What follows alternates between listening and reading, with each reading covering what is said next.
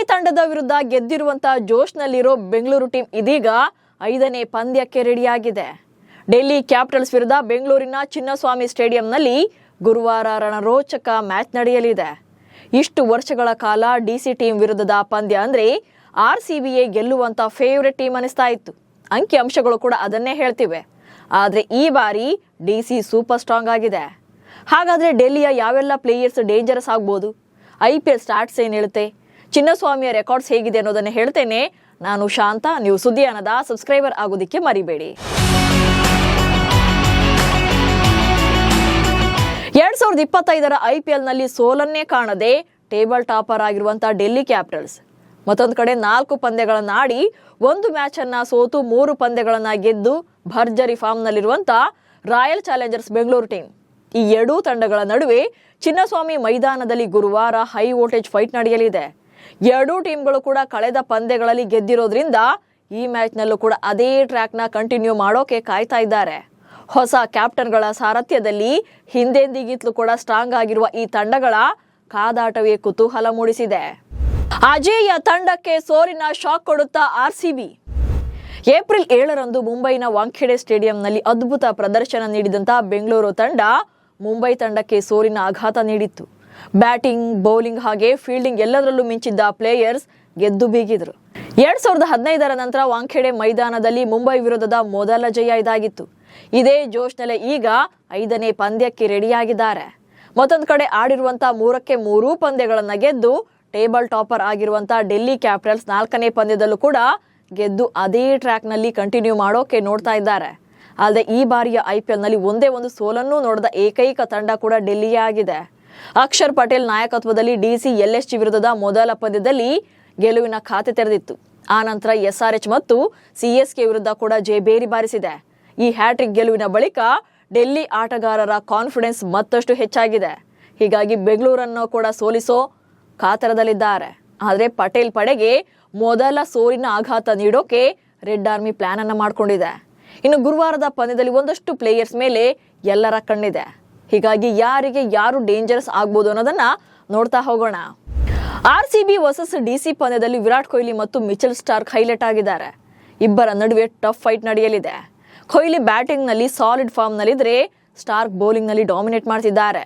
ಈ ಇಬ್ಬರು ಆಟಗಾರರು ಮೊದಲ 6 ಓವರ್ಗಳಲ್ಲಿ ಅಂದ್ರೆ ಪವರ್ ಪ್ಲೇ ನಲ್ಲಿ ಪರಸ್ಪರ ಸೆಣಸಾಡಲಿದ್ದು ಯಾರು ಯಾರ ಮೇಲೆ ಮೇಲುಗೈ ಸಾಧಿಸ್ತಾರೆ ಅನ್ನೋದನ್ನ ನೋಡಬೇಕು.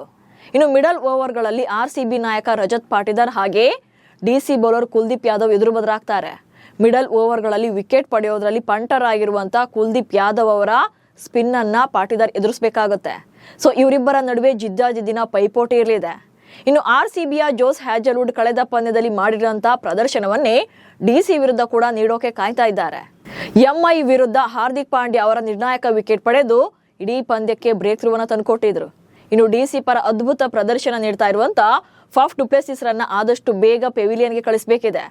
ಇನ್ನು ಈ ಬಾರಿಯ IPL ನಲ್ಲಿ ಉತ್ತಮ ಫಾರ್ಮ್ ನಲ್ಲಿರುವಂತಹ ಬಲಗೈ ಬ್ಯಾಟ್ಸ್ಮನ್ KL ರಾಹುಲ್ RCBಯ ಬೌಲರ್ಗಳಲ್ಲಿ ಪ್ರಮುಖರಾಗಿರುವಂತಹ ಕೃಣಾಲ್ ಪಾಂಡ್ಯ ಅವರ ಸವಾಲನ್ನು ಎದುರಿಸಬೇಕಾಗುತ್ತೆ. ರಾಹುಲ್ ಮತ್ತು ಕೃಣಾಲ್ ನಡುವಿನ ಹೋರಾಟ ಕೂಡ ಥ್ರಿಲ್ ಕೊಡೋದ್ರಲ್ಲಿ ಅನುಮಾನನೇ ಇಲ್ಲ. ಹೀಗೆ RCBಯಲ್ಲಿ Virat Kohli, Rajat Patidar, Jitesh Sharma, Krunal Pandya, Jos Hazlewood highlight ಆಗಿದ್ರೆ ಡೆಲ್ಲಿ ತಂಡದಲ್ಲಿ Faf du Plessis, KL Rahul, Axar Patel, Kuldeep Yadav, Mitchell Starc centre of attraction ಆಗಿದ್ದಾರೆ. ಇವರ ಆಟವೇ ಗೇಮ್ ಚೇಂಜಿಂಗ್ ಕೂಡ ಆಗಲಿದೆ. ಬ್ಯಾಟಿಂಗ್ ಮತ್ತು ಬೌಲಿಂಗ್ ಮೇಲೆ ರಿಸಲ್ಟ್ ನಿರ್ಧಾರ. ಚಿನ್ನಸ್ವಾಮಿ ಸ್ಟೇಡಿಯಂ ಬ್ಯಾಟರ್ ಫ್ರೆಂಡ್ಲಿ ಆಗಿರೋದ್ರಿಂದ ಯಾವ ಟೀಮ್ನ ಬೌಲರ್ಸ್ ರನ್ ಕಂಟ್ರೋಲ್ ಮಾಡ್ತಾರೋ ಅವರಿಗೆ ಪ್ಲಸ್ ಆಗುತ್ತೆ. ಫಸ್ಟ್ ಬ್ಯಾಟಿಂಗ್ ಮಾಡುವಂತ ತಂಡದ ರನ್ಸ್ 200 ಒಳಗಿದ್ರೆ ಟಾರ್ಗೆಟ್ ಮಾಡೋರಿಗೆ ಈಸಿ ಆಗುತ್ತೆ. ಸದ್ಯ ರಜತ್ ಪಾಟಿದಾರ್ ನಾಯಕತ್ವದ RCB ಟೀಮ್ ಬ್ಯಾಟಿಂಗ್ ನಲ್ಲಿ ಸಾಲಿಡ್ ಫಾರ್ಮ್ ನಲ್ಲಿದೆ. ಫಿಲ್ ಸಾಲ್ಟ್ ಮತ್ತು ವಿರಾಟ್ ಕೊಹ್ಲಿ ಪವರ್ ಪ್ಲೇ ನಲ್ಲಿ ಭರ್ಜರಿ ಪ್ರದರ್ಶನ ನೀಡಿದ್ರೆ ಆ ನಂತರ 3ನೇ ಸ್ಥಾನದಲ್ಲಿ Devdutt Padikkal impact player performance ಕೊಡ್ತಾರೆ. ಪವರ್ ಹಿಟ್ಟರ್ ರೋಲ್ ನಿಭಾಯಿಸೋದೇ ಫ್ರಾಂಚೈಸಿ ಇವರನ್ನ 3ನೇ ಕ್ರಮಾಂಕದಲ್ಲಿ ಕಣಕ್ಕಿಳಿಸ್ತಾ ಇದೆ. ಕ್ರೀಸ್ ನಲ್ಲಿ ಇರುವಷ್ಟು ಹೊತ್ತು ಕೂಡ ಹೊಡಿ ಬಡಿ ಸ್ಟೈಲ್ ಮೂಲಕವೇ ಸ್ಫೋಟಕ ಇನ್ನಿಂಗ್ಸ್ ಆಡೋದೇ ಇವರ ಟಾರ್ಗೆಟ್. ಮುಂಬೈ ವಿರುದ್ಧದ ಪಂದ್ಯದಲ್ಲಿ ಪಡಿಕಲ್ ಅಬ್ಬರಿಸಿದ್ದು ಚಿನ್ನಸ್ವಾಮಿ ಅವರಿಗೆ ಹೋಮ್ ಪಿಚ್ ಆಗಿರೋದ್ರಿಂದ ಇಲ್ಲಿ ಮತ್ತಷ್ಟು ಬೆಟರ್ ಪರ್ಫಾರ್ಮೆನ್ಸ್ ಅನ್ನ ಕೊಡಲೇಬೇಕಿದೆ. ಇನ್ನು 4ನೇ ಸ್ಥಾನದಲ್ಲಿ ರಜತ್ ಪಾಟಿದಾರ್ ಪ್ರದರ್ಶನದ ಬಗ್ಗೆ ಹೇಳೋದೇ ಬೇಡ. ಒಬ್ಬ ಕ್ಯಾಪ್ಟನ್ ಆಗಿ ಮಿಡಲ್ ಆರ್ಡರ್ ನಲ್ಲಿ ರನ್ ಸುನಾಮಿ ಎಬ್ಬಿಸ್ತಿದ್ದಾರೆ. ಇನ್ನು ಲಿಯಾಮ್ ಲಿವಿಂಗ್ ಸ್ಟೋನ್ ರಿಂದ ಮತ್ತಷ್ಟು ನಿರೀಕ್ಷೆ ಇದೆ ಈ ಪಂದ್ಯಕ್ಕೆ. ಇನ್ನು ಉಳಿದಂತೆ ಜಿತೇಶ್ ಶರ್ಮಾ ಹಾಗೆ ಟಿಮ್ ಡೇವಿಡ್ ತಮ್ಮ ಸ್ಟ್ರೆಂತ್ ಏನು ಅನ್ನೋದನ್ನ ಈಗಾಗಲೇ ಪ್ರೂವ್ ಮಾಡಿದ್ದಾರೆ. But allrounder Krunal Pandya bowling ನಲ್ಲಿ ಗುಡ್ ಪರ್ಫಾರ್ಮೆನ್ಸ್ ಕೊಡ್ತಾ ಇದ್ರು ಕೂಡ ಬ್ಯಾಟಿಂಗ್ ನಲ್ಲಿ ಸ್ವಲ್ಪ ಸೌಂಡ್ ಬೇಕಿದೆ. ಸೊ ಅಲ್ಲಿಗೆ RCB ಯಲ್ಲಿ ನಂಬರ್ 1 to ನಂಬರ್ 8 ವರೆಗೂ ಬ್ಯಾಟಿಂಗ್ ಆರ್ಡರ್ ಸಖತ್ತಾಗಿದೆ. ಚಿನ್ನಸ್ವಾಮಿಯಲ್ಲಿ ಟಾಸ್ ಸೋತವರೇ ಫಸ್ಟ್ ಬ್ಯಾಟಿಂಗ್. ಇನ್ನು ಚಿನ್ನಸ್ವಾಮಿ ಮೈದಾನದ ಪಿಚ್ ಬಗ್ಗೆ ನೋಡೋದಾದ್ರೆ ಮೈದಾನದಲ್ಲಿ ಬೌಂಡ್ರಿ ಲೈನ್ ಚಿಕ್ಕದಾಗಿರೋದ್ರಿಂದ ಇಲ್ಲಿ ರನ್ ಮಳೆಯನ್ನೇ ಹರಿಸಬಹುದು. ಬೆಸ್ಟ್ ಬ್ಯಾಟಿಂಗ್ ವಿಕೆಟ್ ಆಗಿದ್ದು ಚೆಂಡು ಬ್ಯಾಟ್ಗೆ ನೇರವಾಗಿ ಬರುತ್ತೆ. ಬಟ್ ಹಿಂದಿನ ಪಂದ್ಯ ಅಂದ್ರೆ RCB ಮತ್ತು GT ತಂಡಗಳ ನಡುವಿನ ಮ್ಯಾಚ್ ಅಲ್ಲಿ ಮೊದಲ ಪಂದ್ಯದಲ್ಲಿ ಪಿಚ್ ಅಷ್ಟೇನು ಸಪೋರ್ಟ್ ಮಾಡಿರಲಿಲ್ಲ, ಅಂದ್ರೆ ಫಸ್ಟ್ ಇನ್ನಿಂಗ್ಸ್ ನಲ್ಲಿ. ಆದ್ರೆ ಸೆಕೆಂಡ್ ಇನ್ನಿಂಗ್ಸ್ ನಲ್ಲಿ ಬ್ಯಾಟರ್ ಸಖತ್ತಾಗಿ ರನ್ ಗಳಿಸಿದ್ರು. ಹೀಗಾಗಿ ಫಸ್ಟ್ ಬ್ಯಾಟಿಂಗ್ ಮಾಡೋ ಟೀಮ್ ಹೇಗೆ ಹೊಡೆದ್ರು ಕೂಡ ಆಲ್ಮೋಸ್ಟ್ 180 ರಿಂದ 190 ರನ್ಗಳನ್ನ ಗಳಿಸುತ್ತೆ. ಚಿನ್ನಸ್ವಾಮಿ ಕ್ರೀಡಾಂಗಣದಲ್ಲಿ ನಡೆದಿರುವಂತಹ ಹಿಂದಿನ ಪಂದ್ಯಗಳ ರೆಕಾರ್ಡ್ಸ್ ಅನ್ನ ನೋಡಿದ್ರೆ 2008 ರಿಂದ ಈ ಮೈದಾನದಲ್ಲಿ 96 ಪಂದ್ಯಗಳನ್ನ ಆಯೋಜನೆ ಮಾಡಲಾಗಿದೆ. ಈ ವೇಳೆ ಫಸ್ಟ್ ಬ್ಯಾಟಿಂಗ್ ಮಾಡಿದಂತ ತಂಡ 41 ಪಂದ್ಯಗಳನ್ನ ಗೆದ್ದುಕೊಂಡಿದೆ. ಇನ್ನು ಚೇಸಿಂಗ್ ಮಾಡಿರುವಂತಹ ತಂಡ 51 ಪಂದ್ಯಗಳಲ್ಲಿ ಗೆಲುವನ್ನ ಕಂಡಿದೆ. ಹೀಗಾಗಿ ಈ ಪಿಚ್ ನಲ್ಲಿ ಟಾಸ್ ಗೆದ್ದ ತಂಡ ಮೊದಲು ಬೌಲಿಂಗ್ ಅನ್ನ ಚೂಸ್ ಮಾಡಿಕೊಳ್ತಾರೆ. ಇನ್ನು ಈ ಕ್ರೀಡಾಂಗಣದಲ್ಲಿ ಗಳಿಸಿದಂತ ಅತ್ಯಧಿಕ ಮೊತ್ತ ಅಂದ್ರೆ 3 ವಿಕೆಟ್ ನಷ್ಟಕ್ಕೆ 287 ರನ್ ಗಳಿಸಿರೋದು.